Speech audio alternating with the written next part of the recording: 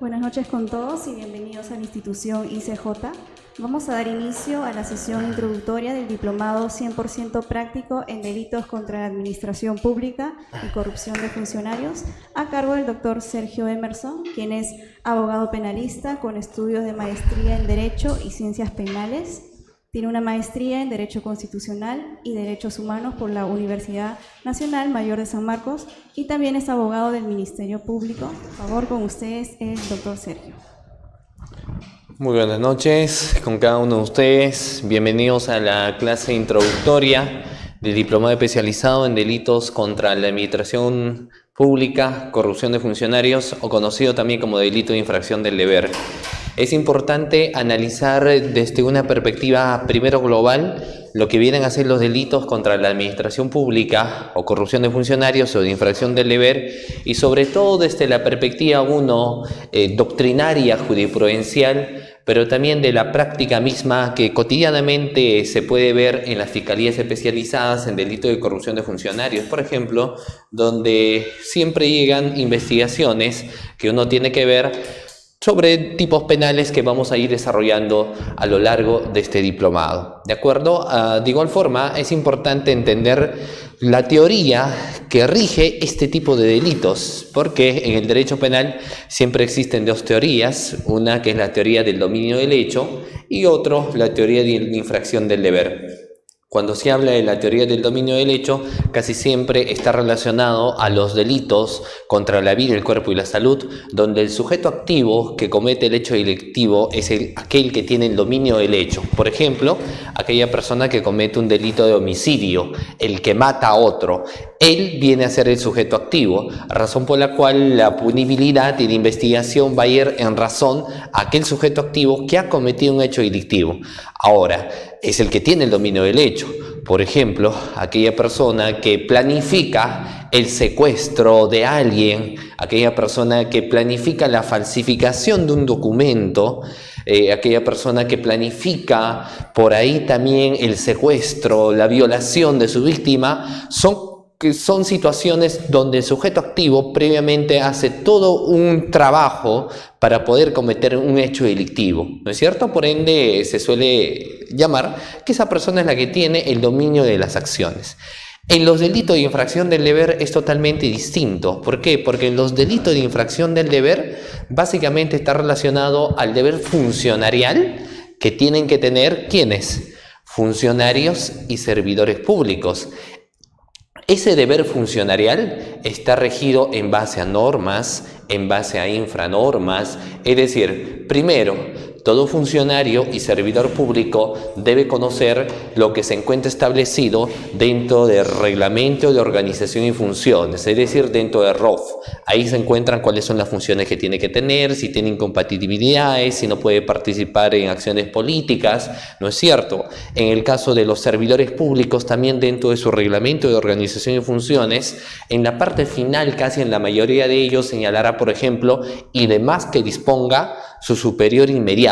Entonces, definitivamente, este reglamento de organización y funciones viene a ser la base para ver, al momento de investigar a alguien sobre delitos contra la administración pública o infracción del deber, si su comportamiento realizado está contrario, por ejemplo, al reglamento de organización y funciones. Ahora, no es suficiente, claro, el reglamento de organización y funciones, sino habría que analizar también otro tipo de normas, las directivas, las resoluciones o también las infranormas, los oficios, por ahí los memorándums, las órdenes de servicio, que definitivamente van a conllevar a nosotros a entender si determinada persona ha cometido un hecho de corrupción de funcionarios contrario a lo que se encuentra regulado dentro de estas normas, dentro de estos reglamentos. Entonces, ese es un aspecto muy importante. ¿Por qué? Porque lo que nosotros vemos es si el comportamiento que ha tenido el sujeto activo fue por omisión o por comisión. Es decir, si tuvo la intención de infringir la norma o si no, por ahí omitió realizar una norma que debería haberlo planificado. Eso lo vamos a ir desarrollando también a lo largo de lo que viene a ser esta clase. Ahora, hay que entender nosotros que por política criminal se va a ver, por ejemplo, la siguiente situación. Primero, es importante que que el Estado por política criminal analice los siguientes temas. En un primer momento, nosotros sabemos que el derecho penal viene a ser la última ratio. El derecho penal es la última instancia. ¿Qué nos quiere decir? Antes de aplicar derecho penal, aplícame otros tipos de medidas menos lesivas como el derecho penal. Por ejemplo, el procedimiento administrativo sancionador. Y es que en el procedimiento administrativo sancionador regulado, por ejemplo, en estos aspectos de comportamientos que también tienen funcionarios y servidores públicos, no va a llegar en un momento a tener una relevancia de pena privativa de libertad. Sin embargo, puede tener inhabilitaciones, puede tener suspensiones, dependiendo de la magnitud del daño o comportamiento que se ha causado al Estado. Ahora, cuando el procedimiento administrativo sancionador no es suficiente, cuando ya el comportamiento tiene una connotación penal, de relevancia penal ante la infracción de una norma, ante la omisión de la misma, ahí sí estaremos hablando del derecho penal. Y el ius puniendi del Estado, en los casos de delitos de corrupción de funcionarios, delito de infracción del deber, va a estar a cargo de las fiscalías especializadas en delito de corrupción de funcionarios. Y hay un paréntesis, en el caso de las fiscalías especializadas en delito de corrupción de funcionarios, ellos se rigen por el nuevo Código Procesal Penal, es decir, ellos tienen que aplicar la carga de la prueba y hablar de prueba en delito de corrupción de funcionarios en la mayoría de investigaciones son a través de indicios.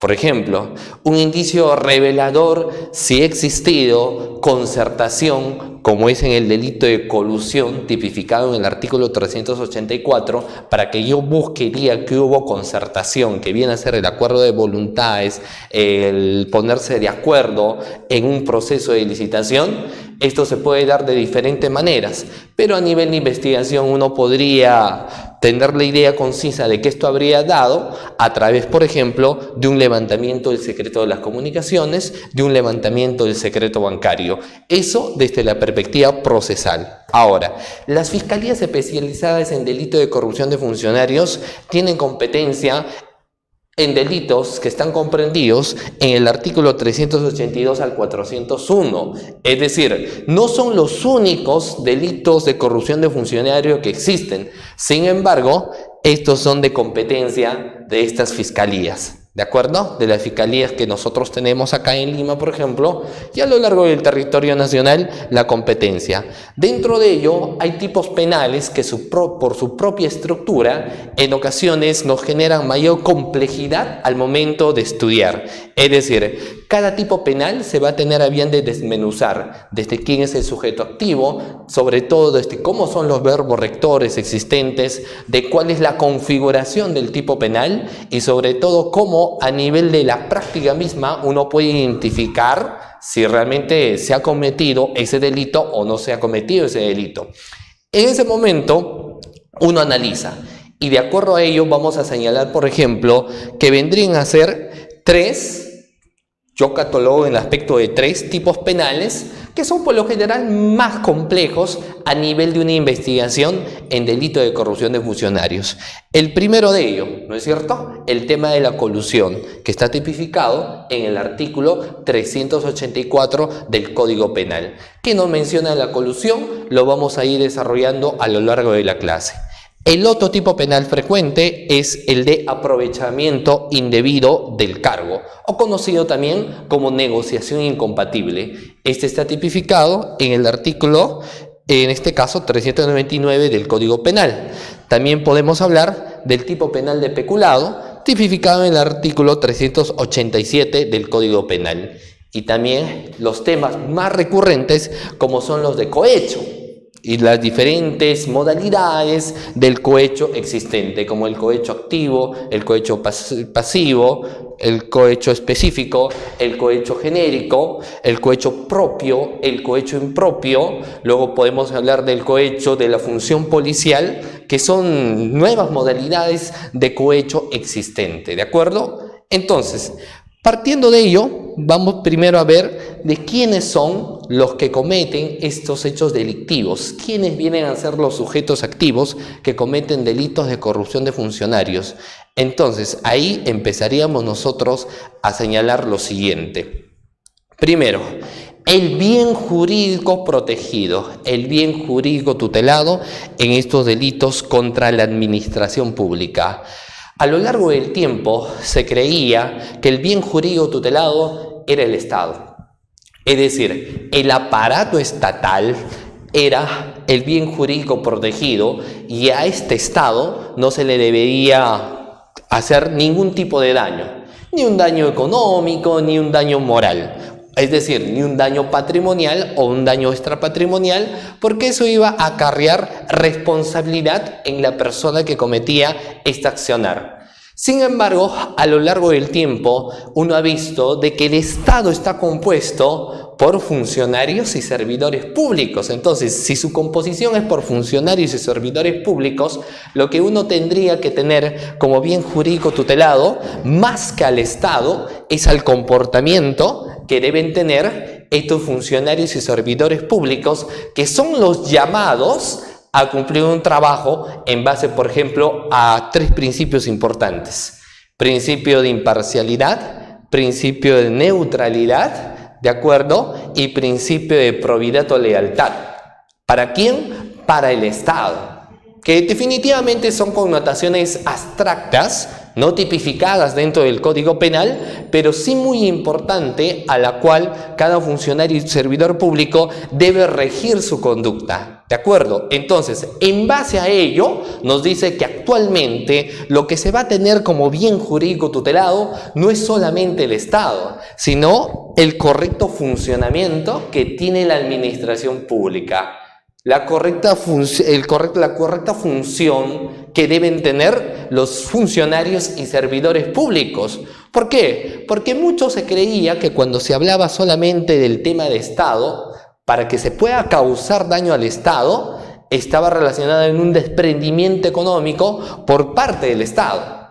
Sin embargo, lo que se sanciona también en muchos de los tipos penales no solamente es la defraudación económica, sino la puesta en peligro. Suficiente con una concertación, suficiente con un tema de evocar algún tema de una influencia, de un patrocinio ilegal, ¿de acuerdo? Sin la existencia de un desprendimiento económico, para entender de que la correcta función de la administración pública se ve quebrantada, se ve doblada, ¿de acuerdo? Entonces, eso es algo muy importante. Analizamos en bien jurídico tutelado todo lo que rige al correcto comportamiento de los sujetos activos. ¿Y quiénes eran los sujetos activos? Funcionario y servidor público. ¿De acuerdo? Entonces, eso es un aspecto muy importante para analizar. ¿Qué sucede si el correcto funcionamiento de la administración pública se ve vista en una situación en donde el funcionario y el servidor público no rige su conducta en una forma lineal? Es decir, no rige su conducta en base a un comportamiento que debe ser por lo general adecuado a las buenas prácticas, a la buena costumbre. Entonces, si esto se da, definitivamente los perjudicados pueden llegar a ser los administrados, es decir, la ciudadanía mismo llega a ser perjudicada por el mal comportamiento que tienen los llamados a ejercer un comportamiento adecuado. Por ejemplo, típico caso, cuando uno realiza un trámite, en este trámite que uno va a tener a bien de realizar ante una entidad, te atienden pues funcionarios y servidores públicos que, para empezar, deben adecuar el comportamiento adecuado, porque definitivamente son los que van a poner representación del Estado, ¿no es cierto?, en base a las funciones que ellos realizan. Entonces, ¿qué sucede, por ejemplo, cuando uno de aquellos funcionarios no comete un comportamiento irregular? Por ejemplo, uno quiere hacer un trámite, el trámite regular que corresponde. Sin embargo, como el trámite se demora, determinado funcionario te puede ofrecer y te puede solicitar alguna suma de dinero como por ejemplo, para que tu licencia salga en el menor tiempo posible. Entonces, en ese caso, ¿estaremos hablando de un acto de corrupción del funcionario? Por supuesto. ¿Se estará hablando del quebrantamiento del correcto funcionamiento de la administración pública? Por supuesto. ¿Por qué? Porque lo regular es que para empezar el trámite se cumpla en el espacio de tiempo establecido. Y dos, si es que esto no se da, el funcionario público, en base a las funciones, en base a su reglamento, debería adecuar su comportamiento, por ejemplo, para acelerar un trámite, pero dentro del marco legal. No puede existir ese quebrantamiento de tener que solicitar a ese particular una suma pecuniaria para que recién, teniendo el monto pecuniario, pueda agilizar un trámite. Siguiente ejemplo. Típico caso, por ejemplo, en situaciones donde se puede ver aprovechamiento indebido del cargo. O actos de corrupción muy frecuentes en las convocatorias públicas, en los procesos de licitación, concursos públicos por lo general, para ocupar, por ejemplo, la plaza de abogado en una institución. Entonces, esta convocatoria para ocupar un cargo público se tiene que regir en base a principio de transparencia, principio de probidad y no se debe quebrantar por actos de corrupción. Imagínate que en esa convocatoria se da la primera fase, que es la evaluación del currículo, y se presentan dentro de las múltiples personas que se puedan presentar. El primero de ellos tiene un currículo impresionante, razón por la cual le dan 10 en la calificación curricular. El segundo, examen de conocimiento. Y en el examen de conocimiento, como es una persona que ha leído bastante, saca una puntuación de 19 puntos. Entonces, 10 en curricular, 19, estaríamos hablando posiblemente de una persona que ya sería el próximo ganador. ¿Cuál es la última fase? La entrevista. E imagínate, en la entrevista, la persona que estaba en el primer lugar, de una forma escandalosa, baja a un tercero o lo descalifican en entrevista. Entonces, estaremos hablando de una situación donde, ¿qué pasó? ¿Habrá habido una irregularidad? Seguramente esto va a ser materia de investigación, pero si se logra determinar que ha existido algún tipo de favorecimiento, que un funcionario o servidor público se ha aprovechado del cargo que tiene para influenciar, para interesarse en forma directa o indirecta por acto simulado ante cualquier contrato u operación, entonces ahí estaremos hablando, por ejemplo, de un típico caso de aprovechamiento indebido del cargo. Pero a efectos de ver el bien jurídico tutelado, ¿no es cierto?, ante esa situación igual, ya quebrantado el correcto funcionamiento que tiene que tener este funcionario o este servidor público. Entonces, en ese sentido, para cerrar la idea, cuando hablamos actualmente del bien jurídico tutelado, no solamente es la protección directa al Estado, sino que la protección que se hace es al comportamiento y es a la correcta labor que tienen que realizar tanto funcionarios y servidores públicos. ¿De acuerdo? Muy bien. Luego de ello, ingresamos a los sujetos activos. Los sujetos activos, que son las personas que van a tener que guiar su comportamiento, ¿no es cierto? Entonces, ahí vamos a ver lo siguiente. En los delitos contra la administración pública, doctores, son dos los sujetos activos que por lo general, ¿no es cierto?, tienen la participación de cometer infracciones a las normas, a las infranormas. Claro está, porque tanto funcionarios y servidores públicos rigen su conducta en base a las mismas. Sin embargo, y eso lo vamos a ver más adelante, muchos de los tipos penales en ocasiones no se logran concretizar si es que no hay la participación, por ejemplo, de un tercero, como en el caso de la colusión, ¿no es cierto?, donde una persona que no es funcionario y que es servidor público también está en el marco de una investigación en delito de corrupción de funcionarios. Y ahí, por ejemplo, la pregunta era el siguiente: ¿por qué una persona que no tiene el cargo ni de funcionario o servidor público está envuelto en este tipo de delitos? Sí, porque también las personas que participan en contrataciones públicas, ¿de acuerdo?, deben regirse en base a principios también, como honestidad, lealtad, transparencia, ¿de acuerdo?, probidad. Entonces, ellos, claro está, no serán sujetos activos del delito de corrupción de funcionarios, pero sí su comportamiento será en calidad de cómplice, ¿de acuerdo? Ahora, claro está que hay otros casos donde son autores, porque imagínate en la situación de una persona que solicita o una persona que ofrece a un funcionario público que le deje libre porque se ha pasado la luz roja, y si le deja libre le da 20 nuevos soles. Ahí estamos hablando que la persona que habrá que investigar, ¿no es cierto?, es una persona que no tiene la condición de funcionario y servidor público. Pero claro, eso tiene su propio contexto de análisis. Entonces, ¿quiénes son los sujetos activos? Son los funcionarios y servidores públicos. Ahí vamos a mencionar un poco lo que señala el artículo 425 del Código Penal. ¿Y qué nos señala el artículo 425 del Código Penal?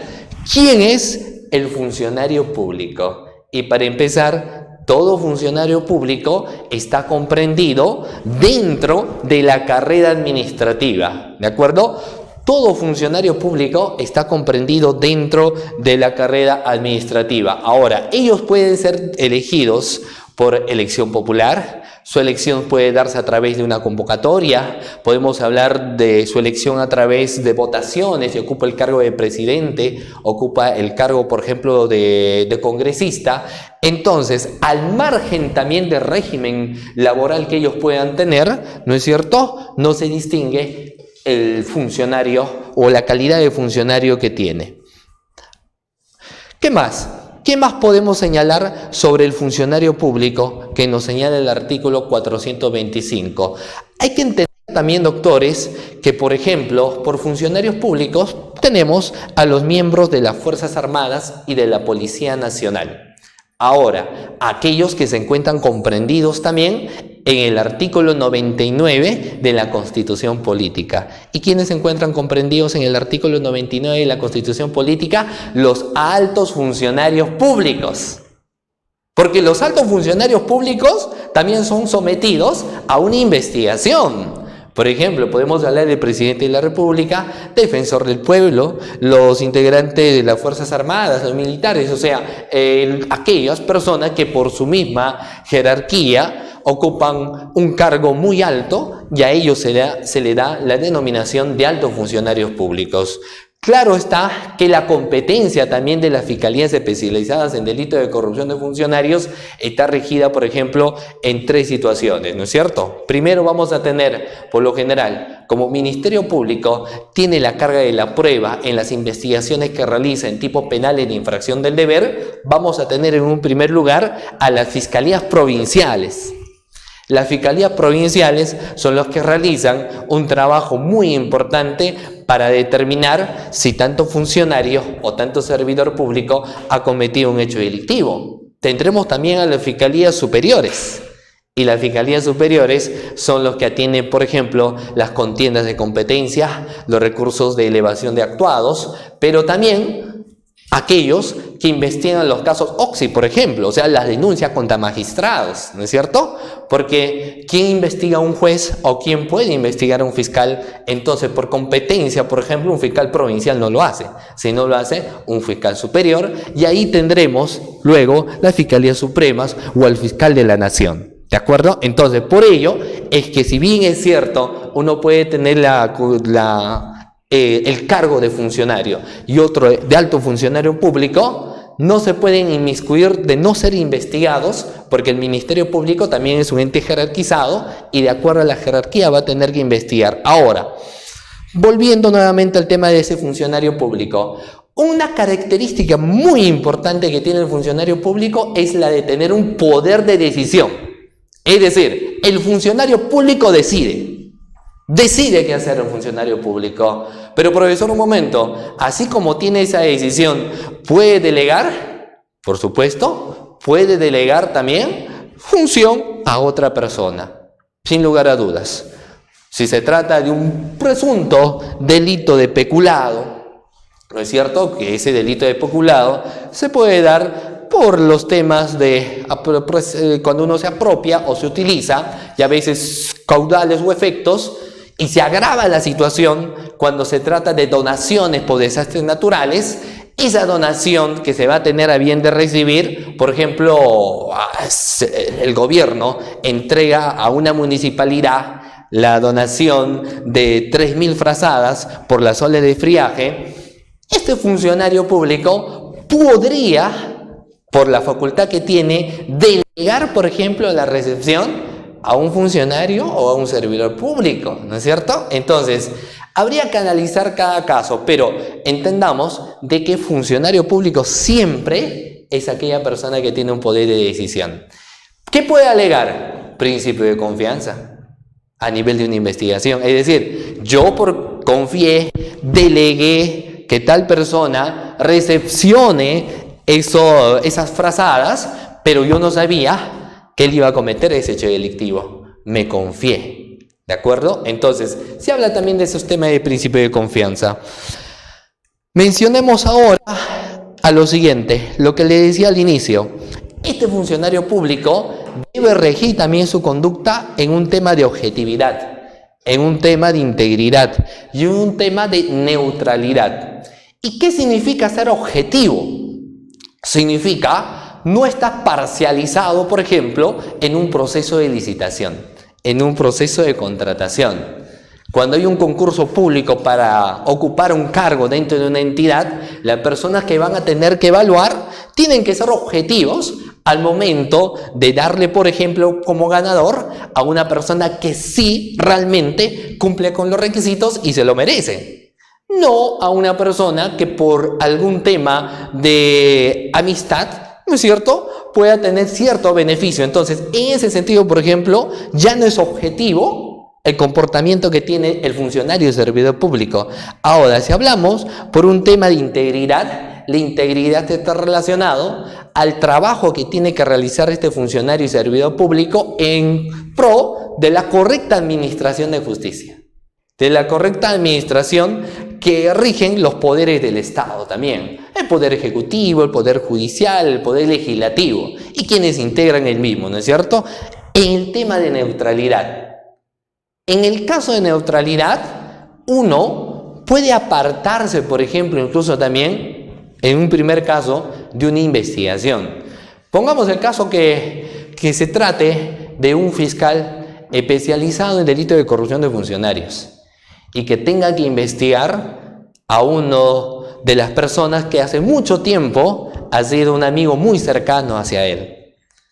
¿No es cierto? Entonces, por ejemplo, han sido muy amigos en la primaria, en la secundaria y a nivel de universidad hasta cierto momento, pero se han jurado incluso ellos ser amigos inseparables durante mucho tiempo, pero la vida te da muchas vueltas y ya ha pasado un tiempo y él es sometido, uno de los amigos, a un proceso de investigación por presunto delito de tráfico de influencias y su caso llega a este fiscal, que también es su amigo.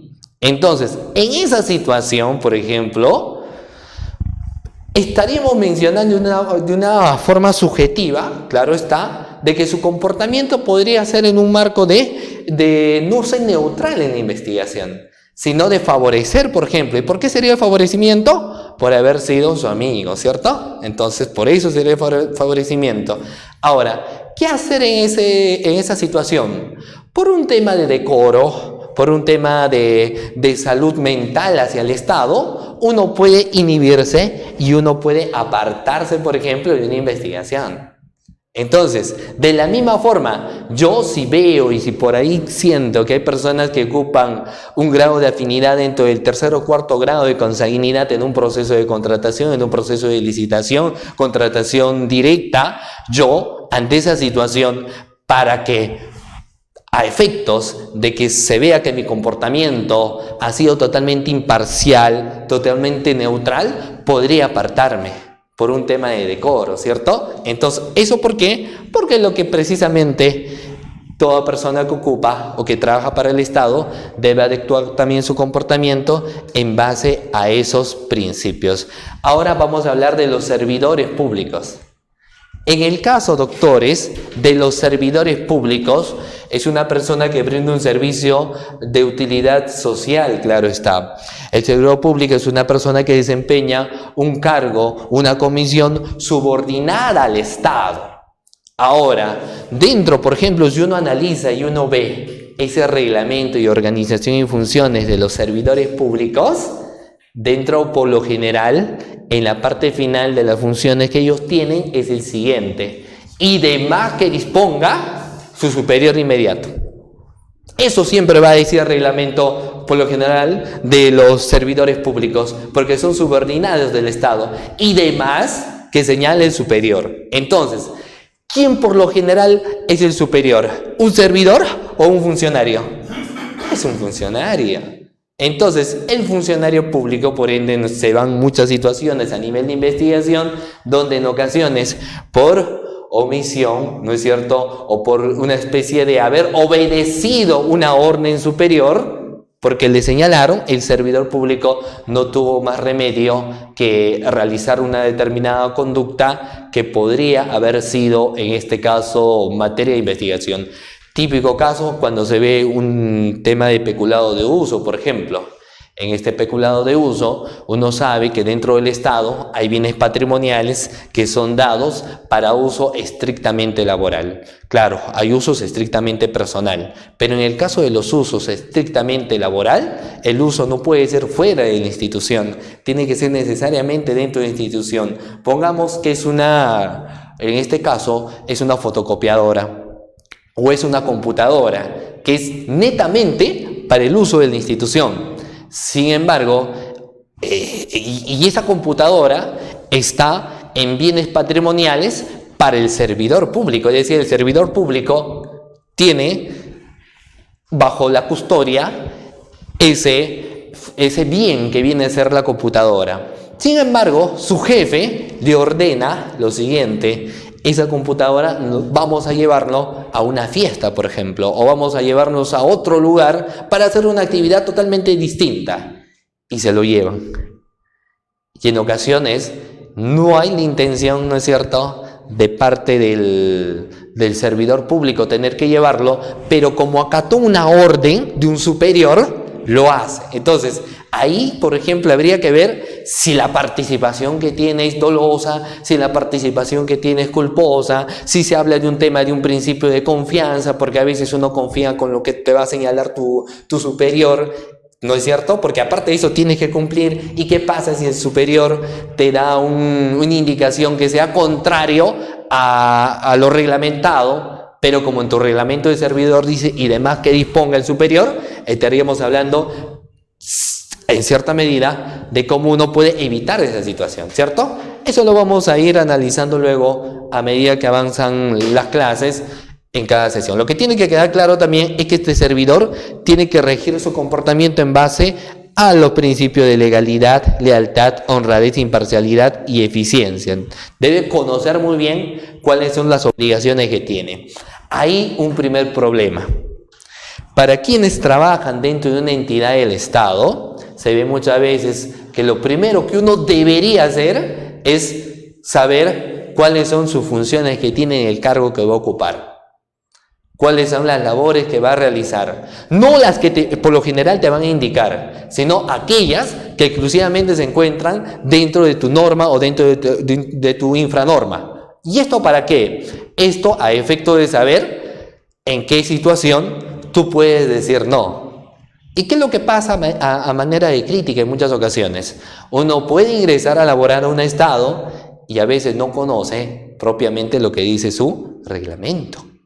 O conoce a medias. Entonces ese es uno de los problemas. ¿Por qué? Porque a veces uno los llama para que declaren y ellos dicen, mira, yo no sabía que dentro de mi reglamento que tenía como trabajador del Estado era el no sindicalizarme políticamente, el no tener participación política, etc. No lo sabía. ¿Y cuánto tiempo usted tenía trabajando en la entidad? Bueno, tengo actualmente cerca de 10 años. ¿Y 10 años y no sabes tu reglamento?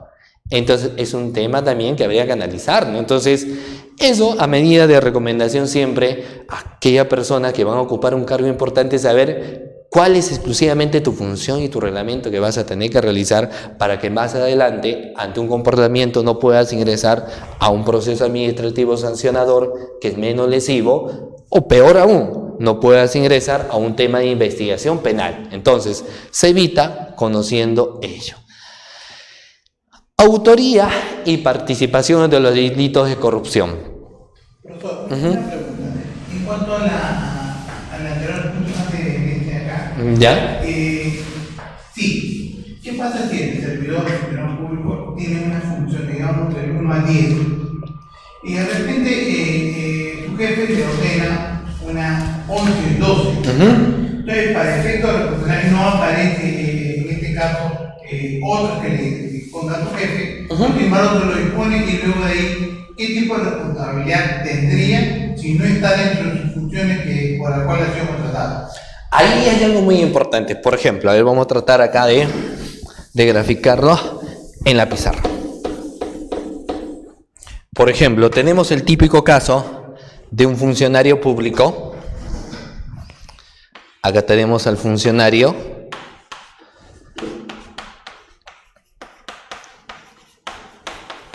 que hemos dicho que tiene el poder de decisión. Y tenemos a un servidor público, ¿cierto?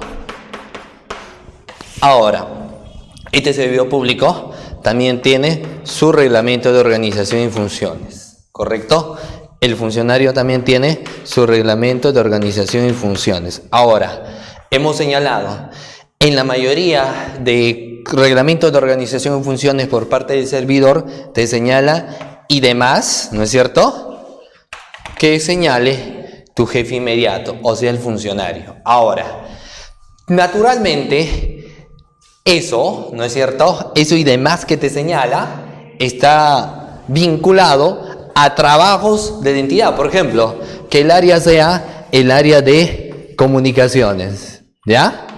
Entonces, eso y demás que ordena solamente debe estar en función al área que trabaja. No te puedo ordenar algo más. Ahora, si quiere hacer, digamos, un trabajo extra por un tema de una comisión, o sea, te quiere comisionar algo, ¿no es cierto? Lo ideal, ¿qué es? ¿Que lo haga en forma verbal o que lo haga en forma escrita? Si te lo hace en forma verbal, es un problema.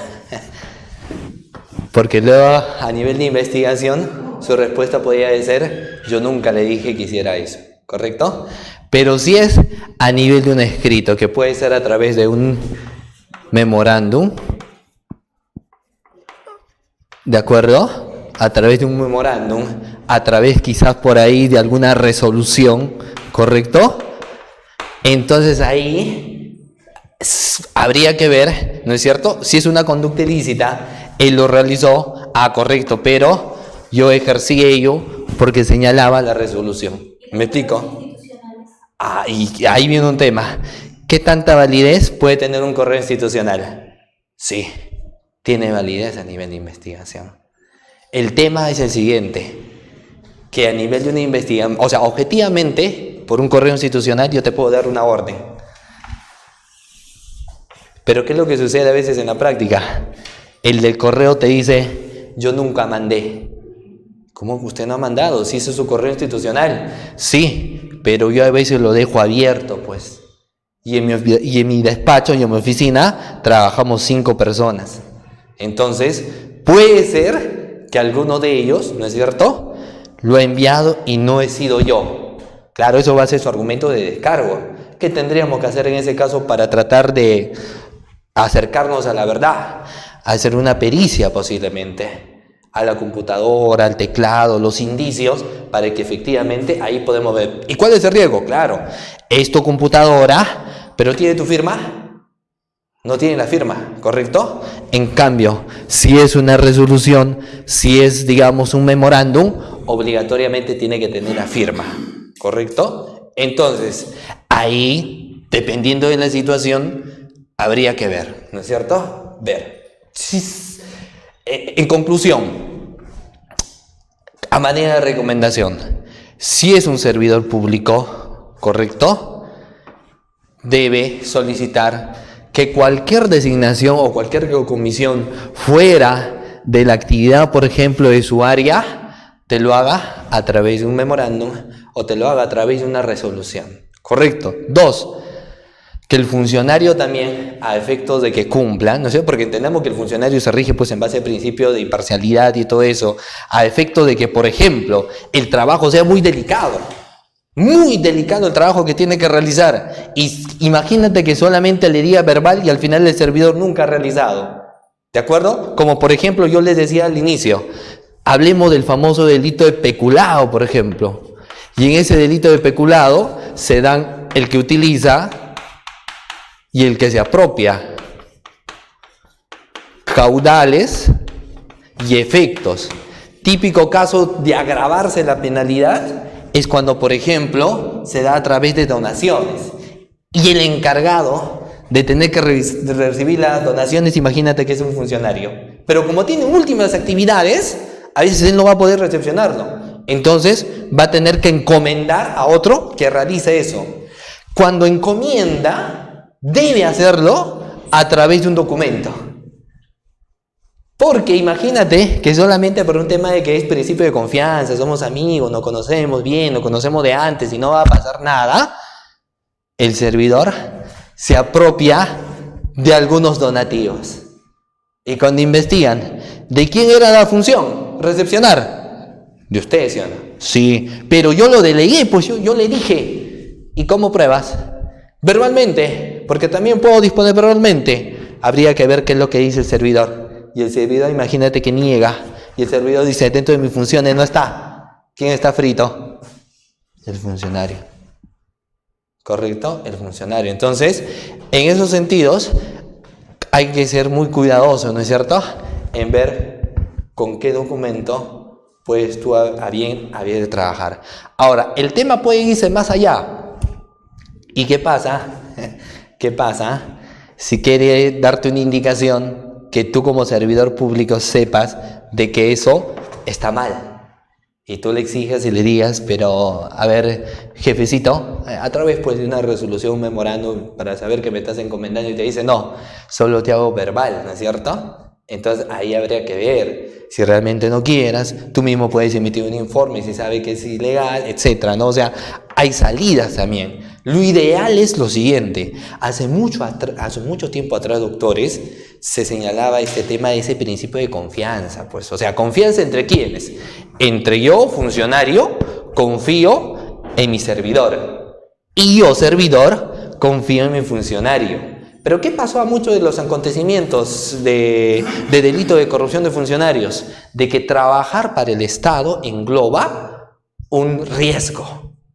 Y como engloba un riesgo, te señalan de que seas muy cuidadoso. O sea, y para que tú seas muy cuidadoso, pues claro, debes ser conocedor de cuáles son las funciones que realmente te competen, ¿no es cierto? Para no incurrir en esas situaciones. Pero ¿esas situaciones pueden tener relevancia penal? Algunas sí, y algunas son de carácter administrativo. ¿Correcto? ¿Sí?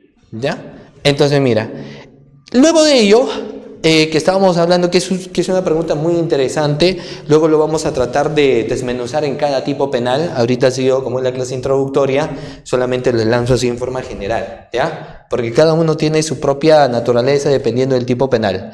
Autoría y participación de los delitos de corrupción de funcionarios. Cuando estamos ante un autor y cuando estamos en un delito, y ahí vamos a ver esta lucha. Mucha atención, sobre todo lo que ejercen el tema de investigación o sobre todo el caso de litigio, porque en los delitos de corrupción de funcionarios no es igual investigar que cualquiera de los otros tipos penales existentes, sino hay que entender lo siguiente: teoría del dominio del hecho. Típico caso en un tema de la teoría del dominio del hecho es cuando yo en este momento, por ejemplo, puedo agarrar esto y alguno de ustedes ¡frum!, lo lanzo.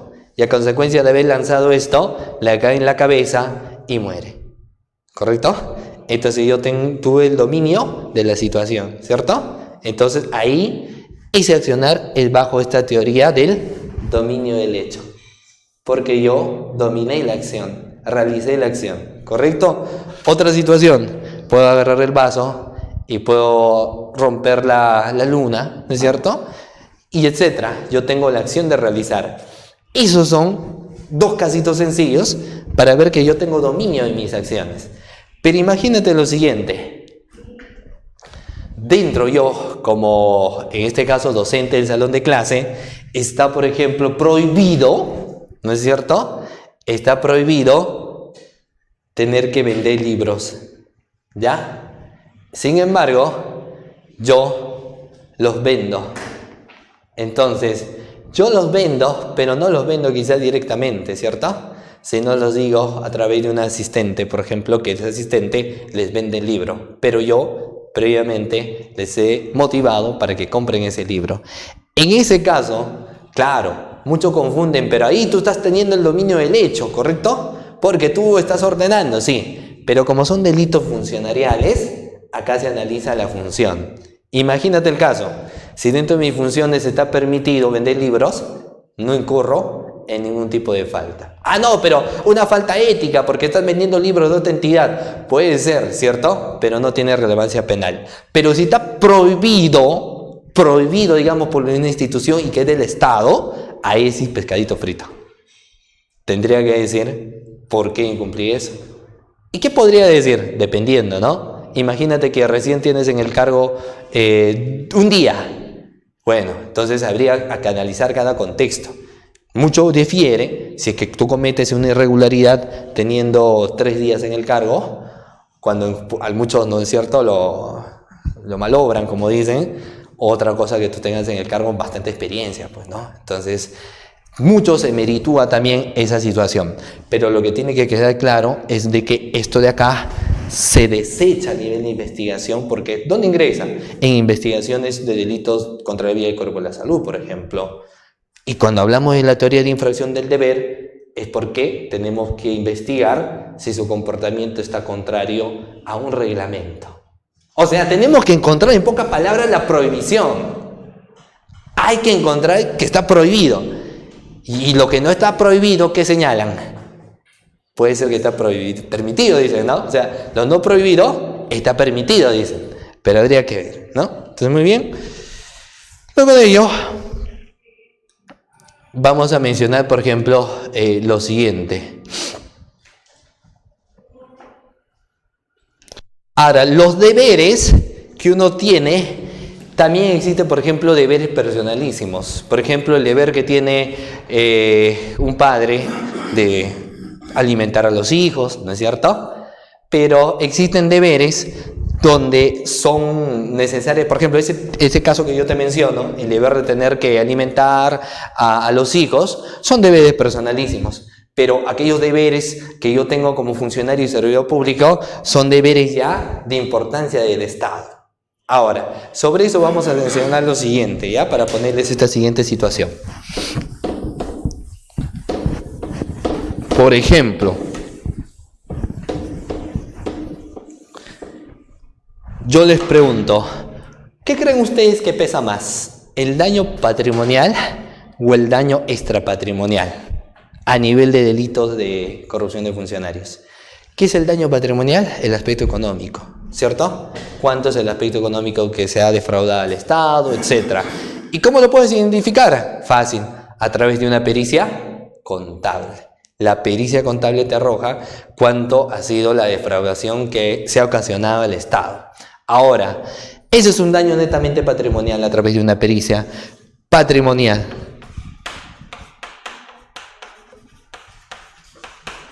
Pero también puede haber un daño de carácter extrapatrimonial.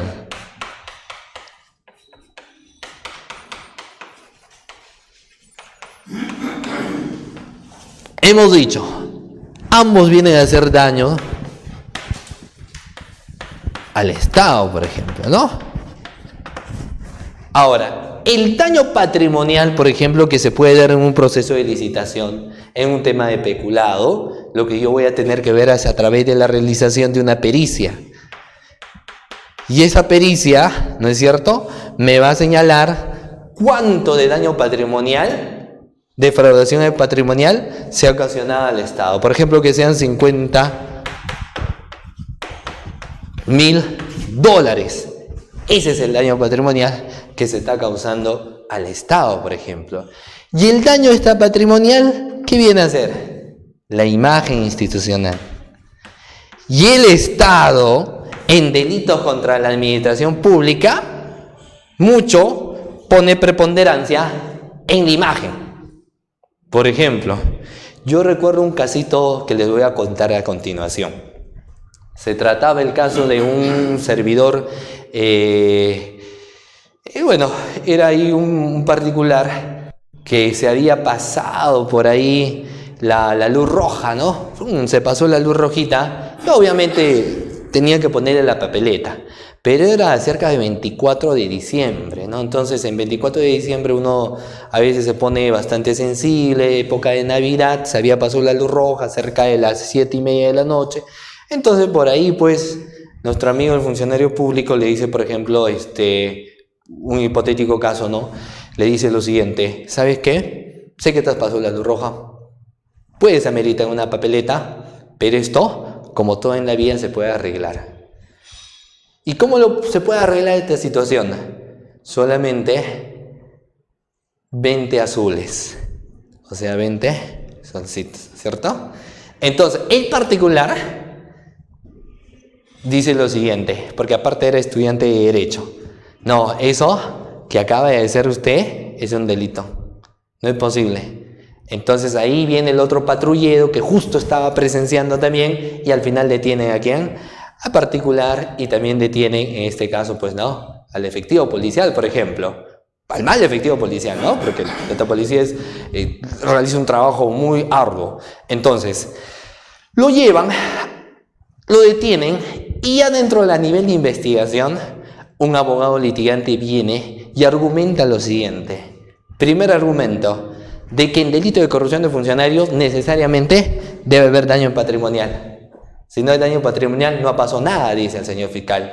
Y en este caso, mi patrocinado, que es el mal policía, no dijo ni incluso dinero, sino dijo azules. Es más, solo solicitó 20 solcitos. ¿De acuerdo, señor fiscal? Y 20 solcitos que ni siquiera le ha dado. Solo solicitó, ¿correcto? Y mira, para no hacernos problemas, yo ahorita, a medida de fianza, a manera de fianza, le entrego a usted, señor fiscal, 40 soles y le deja libre. ¿Qué creen que hizo el fiscal?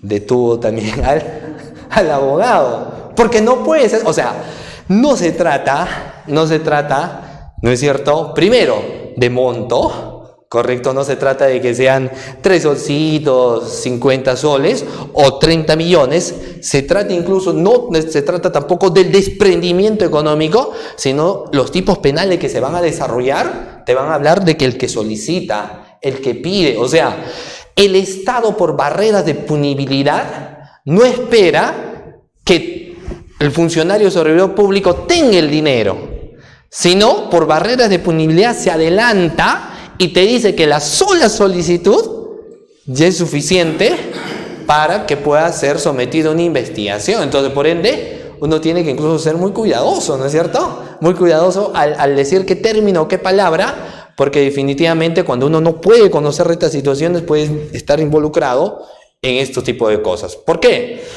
Acá nada más lo voy a poner. El tipo penal, doctores, de concusión, por ejemplo, tiene 2 verbos rectores: el que obliga y el que induce. Por ejemplo, mismo casito.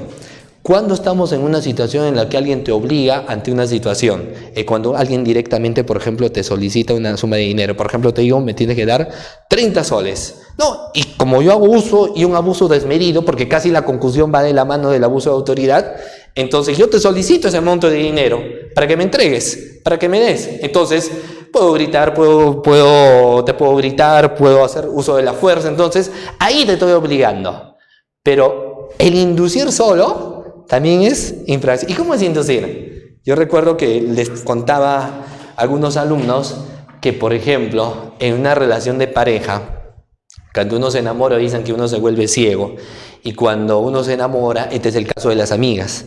La amiga ve que su mejor amiga se enamora de una persona que para ella, ¿no es cierto?, para su amiga, no lo merece, porque es feo, etcétera, porque es bajo, etcétera. Entonces, directamente no le quiere decir, porque aparte de eso, a su amiga le da pena, y utiliza otra astucia, como hacerle ver una fotografía de un galán y decirle, mira, ¿qué te parece? ¿Está guapo, no? Sí, está guapo. Tú deberías tener a alguien así. O sea, directamente no le dice. Y eso, en casos reales, ¿cómo se da? Cuando alguien, por ejemplo, ve tu situación, te pide un documento, te pide algo y te dice, uy, tu trámite está para que se demore, ¿ah? Con tu trámite así, por lo menos 3 o de acá al otro año, y no sé, ¿me entiendes? O luego cuando en una detención, por ejemplo, te puede decir, uy, acá no tienes tal documento, no tienes la licencia, no tienes tal cosa, tu situación se va a agravar. Tu situación es delicada. De acá mínimo, no sé, ahorita fiscalía te detienen, te acusan, prisión preventiva, no sé, quizás te condene a 50 años. Entonces, esa situación, por ejemplo, no te dice pues directamente, ¿sí o no? O sea, no te dice deme, pero eso se llama inducir. Y en los tipos penales de concusión que lo van a desarrollar más adelante, el solo inducir, doctores, ya es punible. Ya es reprochable. Pero claro, hay que ver cuáles son los elementos de convicción, etcétera, etcétera, etcétera, ¿no es cierto? Entonces, eso para, por ejemplo, tener en cuenta. Me comentan que va a haber un sorteo de unos libros. Me trajeron ahí el libro, creo que del doctor Salinas Sicha, ¿no? Entonces, un libro muy interesante, por ejemplo, ¿no? Entonces, ahí lo que estamos hablando. Entonces, siempre hay que ver. ¿Y por qué? ¿Y por qué en este caso? ¿Por qué? ¿Por qué el deber? ¿Por qué el deber? Porque en el caso, por ejemplo, de una detención, ¿no es cierto? En el caso de tener que realizar un trámite, uno no te puede, pues, hacer esperar demasiado tiempo. O uno, si es que ya, como en el caso que yo les contaba, el caso de la Navidad, te pasaste la luz roja, ¿qué amerita? Tu papeleta, ¿no es cierto? Te dan tu papeleta porque estás cumpliendo lo que dice, en este caso, tu reglamento. Pero si no das la papeleta, ¿infringes o no? Estás infringiendo. Y acá nomás para poner y ir cerrando la idea porque la hora se nos ha pasado muchísimo tiempo, ¿ya? Le voy a poner un casito para ir concluyendo. Por ejemplo, dentro de las investigaciones que ya ustedes lo van a ir desarrollando tipo penal por tipo penal, les comento que hay un tipo penal conocido y muy frecuente, dicho sea de paso, conocido como peculado de uso. ¿Correcto? Peculado de uso. ¿Y qué significa? Que aquella persona hace un uso totalmente diferente a lo que se encuentra estipulado en tu reglamento o, ¿no es cierto?, en los bienes patrimoniales del Estado. Esta es la historia de un servidor público. El servidor público era una persona que estaba estudiando una carrera de un doctorado. En su trabajo era ok, muy bueno. Pero como estudiaba el doctorado, tenía que ir lunes, miércoles y viernes a estudiar. Por ejemplo, era 6 a 10 de la noche, creo, o 11 de la noche. Entonces, aparte de eso, mira, en su trabajo, ¿correcto? Perdón, en su estudio, era uno de los más aplicados. Por eso los docentes le dijeron que él sea incluso el delegado. O sea, era espléndido en su trabajo y era un buen estudiante. ¿Y qué hacía? Como no tenía mucho tiempo, utilizaba la computadora, utilizaba la fotocopiadora, utilizaba las hojas, utilizaba el tóner, utilizaba ahí los folders, las grapas, todito, que eran del Estado. ¿Correcto? Entonces, ¿qué pasó? Como utilizaba, y aparte era delegado del salón, le decía a sus compañeritos lo siguiente: ¿saben qué? Cada uno de ustedes me va a dar 7 soles para sacar el libro. Lo voy a sacar yo en tal lugar, por ejemplo, a Zángaro, digamos. Pero no se iba pues a Zángaro, sino lo sacaba en la oficina. Y las hojas se iban gastando, el tóner también. Hasta que, como siempre suele suceder, ¿no es cierto? A veces dentro de la entidad hay alguien que es el soplón, ¿no es cierto? Entonces acá le había dicho: ¿sabe qué? Yo ya sé quién es. ¿A quién le habían comentado? Al jefe del lugar. Y el jefe del lugar hace su investigación. A ver, le dice, a ver, ¿y cómo tú estás seguro? Por lo siguiente, porque yo me di cuenta que él todos los días martes y todos los días jueves, que no tiene maestría, a partir de las 7 de la noche, se queda y hace todo ese trabajo.